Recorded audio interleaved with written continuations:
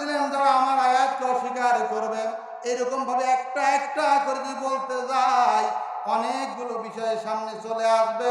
এখন যতগুলো বিষয় আমি আপনাদের সামনে ছেড়ে দিলাম, একটা একটা করে ওয়াজ যদি করতে যাই আমার আর এইখান থেকে ওটা হবে না। এই জন্য আমি ডাইরেক্ট চলে যাচ্ছি।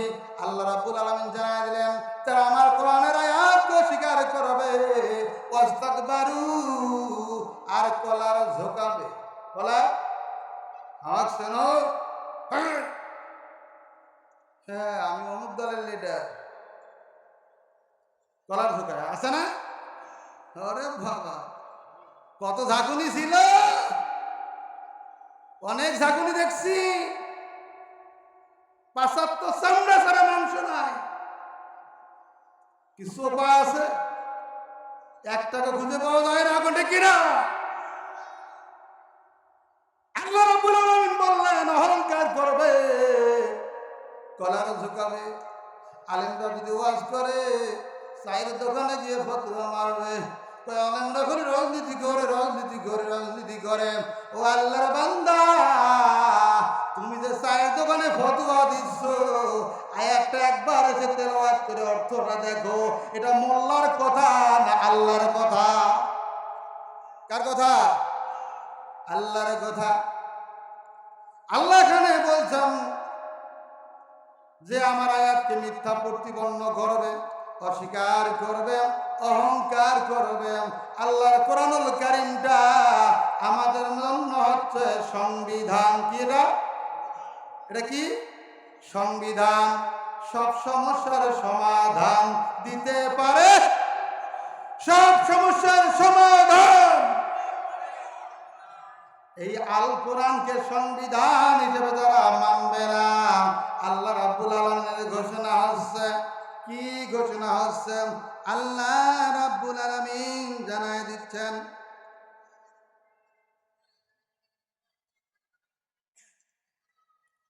আল্লাহ রাব্বুল আলামিন জানায় দিলেন ওয়ালা ইয়াদখুলুনাল জান্নাহ। আমার কোরআনুল কারীমকে যারা তার জীবনের সংবিধান হিসেবে মানবে না, তার ব্যক্তি জীবন থেকে শুরু করে রাষ্ট্রীয় জীবন পর্যন্ত আল্লাহর কোরআনুল কারীম থাক, এটার পক্ষে যারা সমর্থন দেবে না, আল্লাহ রাব্বুল আলামিন বলছেন ওয়ালা ইয়াদখুলুনাল জান্নাত, তাদেরকে জান্নাতে প্রবেশ করতে দেয়া হবে। কার কথা?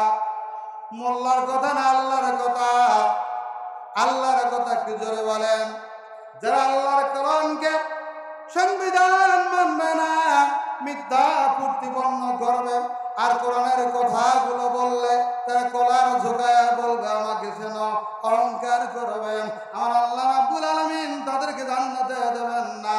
তাকে জান্নাতে যদি যান, অনেকেই কয় হুজুর আমরা নামাজ পড়ি, রোজা রাখি, হজ করি, যাকাত দেই, সব কাজ তো করি, কেন আল্লাহ জান্নাত দেবে না?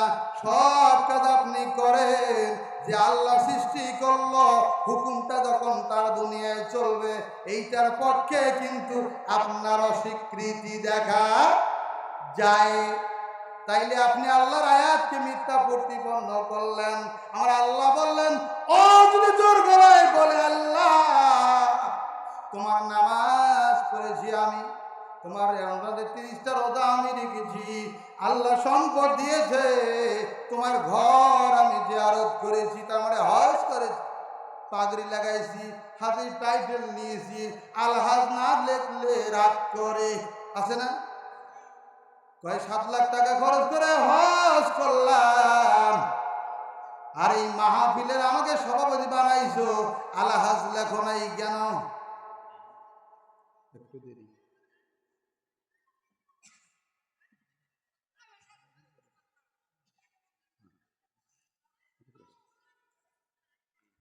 সবই করলাম, আল্লাহ জান্নাত দিবা না কেন? আল্লাহ কয় তুমি মিথ্যা প্রতিপন্ন করেছো আমার আয়াতকে, তোমার জন্য জান্নাত নয়। কয় না, যদি জান্নাত না হয় আমি তো আমল করেছি, কেন জান্নাত দিবে না? আল্লাহ জানায় দিচ্ছেন কোরআন বিরোধীরা, ইসলাম বিরোধীরা, আল্লাহর জমিনে আল্লাহর রাজ প্রতিষ্ঠিত হোক এটা যারা চায় না, তারা যদি জান্নাতে যেতে হাত্তা ইয়ালিজাল জামালু ফি সাম্মিল খিয়ার।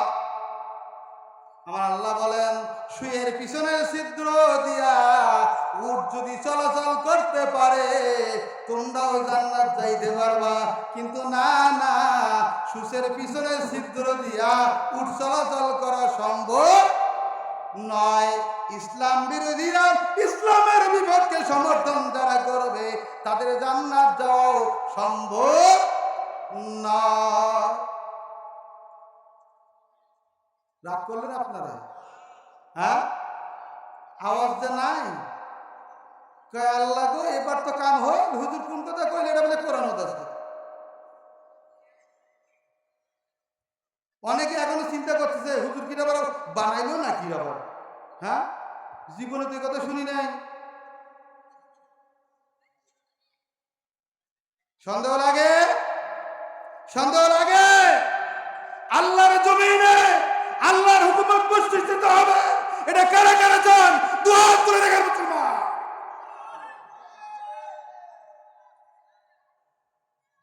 কারণ সৃষ্টি যার, হুকুম চলবে তার।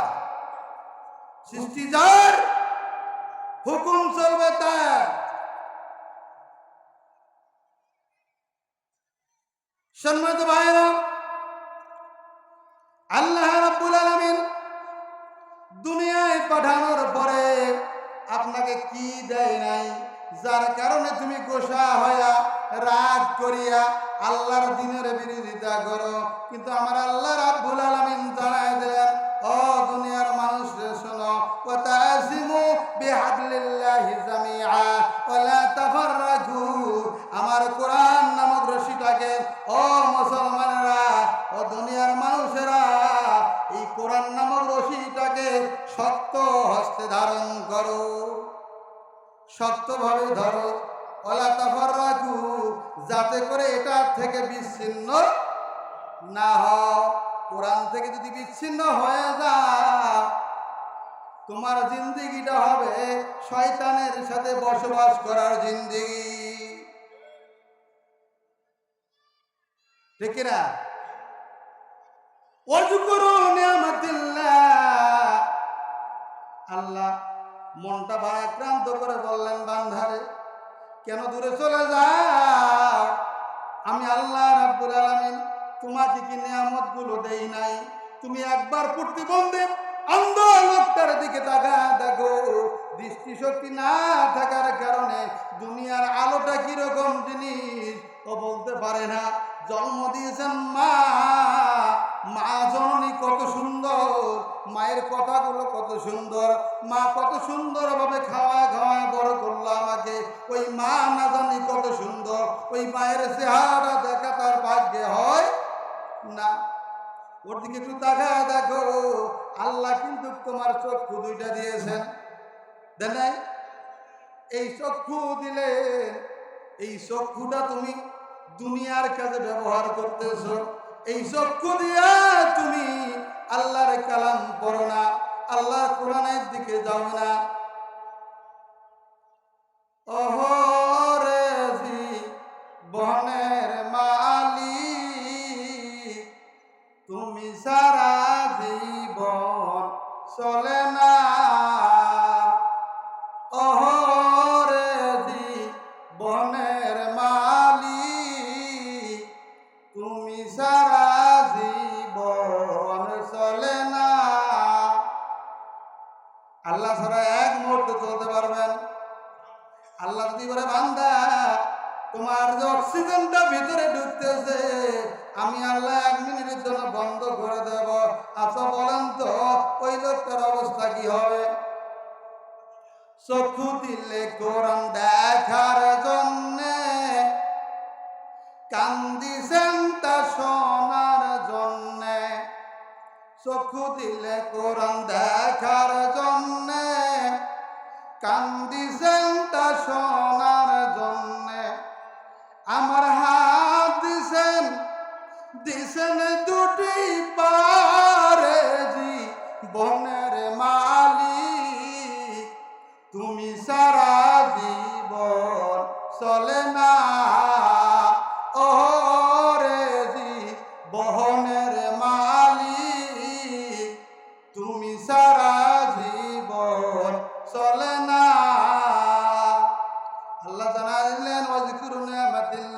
বান্দারে কেমন আমার থেকে দূরে সরে যাওয়া, আমি কি তোমাকে নিয়ামতগুলো দেই নাই? ও বান্দা, চোখ দুটো যদি সামনে না দিয়া পিছনে পিঠের সাথে সেট করে দিতাম রে, একটু ভালো করে চিন্তা করো তো তোমার কি সুবিধা হইতো নাকি? সামনে যখন খাবার আসতো, খাবারগুলাকে হাতে নেওয়ার জন্য চোখের সামনে রাখা লাগতো। চোখ বলতে এইখানে খাবার আছে, হাত দিয়ে তোলো। হাত দিয়ে তোলার পরে নাকের কাছে নেওয়া লাগতো। নাক রে তুমি একটু বলে দাও, নাক হচ্ছে আমাদের কি গ্রাম নেয়, ভালো মন্দ যাচাই করে দেয়। নাকে বলো তো দেখি এই খাবারটা নষ্ট হয়েছে না ভালো আছে। নাক বলে দিত এই খাবার তুমি খেও না, এটা বাসি পচা খাবার, এটা খেলে তোমার পেটের সমস্যা হবে, তুমি অসুস্থ হয়ে পড়বা। তখন আর খাইতো না। যদি বলতো এটা ভালো খাও, তারপর মুখের ভিতরে দিয়ে সবাইতো। আল্লাহ রাব্বুল আলামিন ওয়াজকুরু নিয়ামাতিল্লাহ, এত সুন্দর করে নিয়ামতগুলো আপনাকে দিলেন। সামনে প্লেটে খাবার আছে, আপনি দেখতেছেন খাবারটা পরিষ্কার না অপরিষ্কার, ঠিক না? দেখার পর হাতে তোলার সাথে সাথে নাক বলে দিচ্ছে বান্দা এই খাবারটা তুমি খাও, এটা ভালো। মুখে দেওয়ার সঙ্গে সঙ্গে জিহ্বা বলে দেয় এই খাবারটা ভেরি ভেরি টেস্ট। সুবহানাল্লাহ বলবেন না? তাহলে আল্লাহ রাব্বুল আলামিন আমাদেরকে কত সুন্দর করে সেট করে দিয়েছেন। আর এই আল্লাহ রাব্বুল আলামিন এই দুনিয়ায় চলার জন্য কোরআনুল কারীম আমাদের এই সংবিধান দিয়েছেন। কোরআনুল কারীম যারা মানবে, কোরআনের পক্ষে যারা থাকবে, তারা প্রত্যেককে ভাই ভাই, প্রত্যেকে কি ভাই ভাই। আমরা মনে করি আমার মায়ের পেটের যে কয়জন তারাই ভাই, কিন্তু কোরআনের বিপক্ষে যদি আপনার ভাই চলে যায়, ওই কিন্তু আপনার ভাই নয়। আপনার ভাই হচ্ছে ওই যে টুপিওয়ালা লোকটা, যে কোরআনের জন্য জীবনটাকে উৎসর্গ করে দিয়েছে, ওই লোকটাই হচ্ছে আপনার ভাই।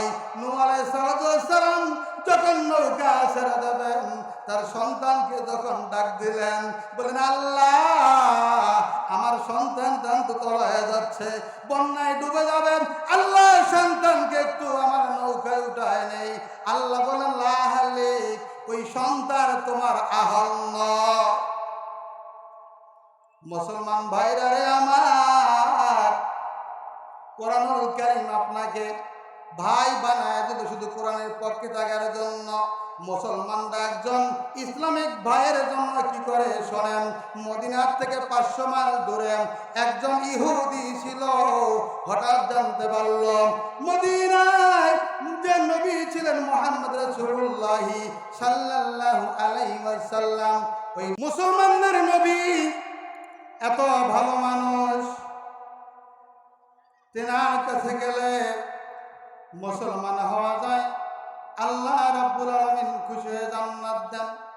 উনি নিজে নিজে কালিমা পড়ে মুসলমান হইলেন। খলিফাতুল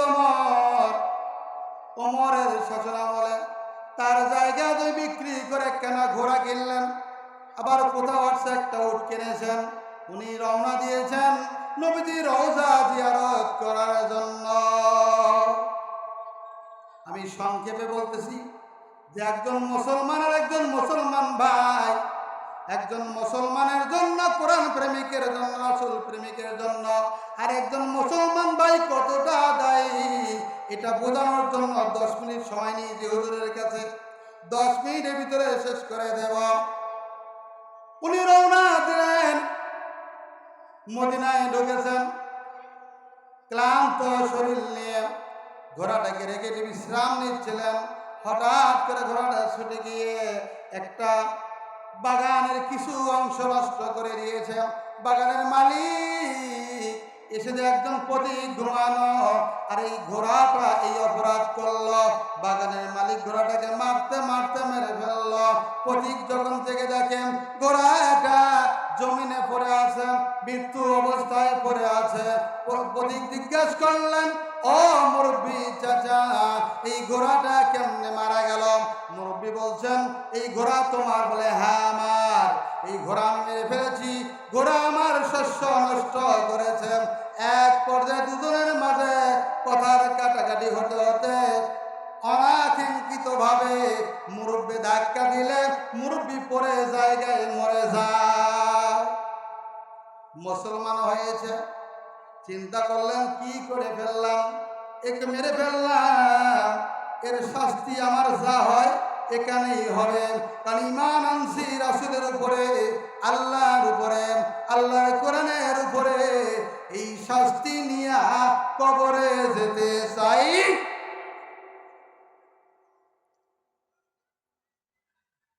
দাঁড়া থাকতে থাকতে মুরব্বীর দুটো সন্তান আসলো, এসে দেখে বাবা মৃত্যু অবস্থায় পড়ে আছে। জিজ্ঞেস করলো আমার বাবার এই হাল কেন হলো? সংক্ষেপে কথাগুলো বলছি, শেষ করে দেব মুসলমান ভাইরা আমার। বললেন আমি আপনার আব্বাকে এই কারণে এই অবস্থায় মেরে ফেলেছি, তোমরা দুই ভাই আসছো আমাকে হত্যা করো, আমি মুসলমান, হত্যার দায়ভার নিয়ে কবরে যেতে চাই না।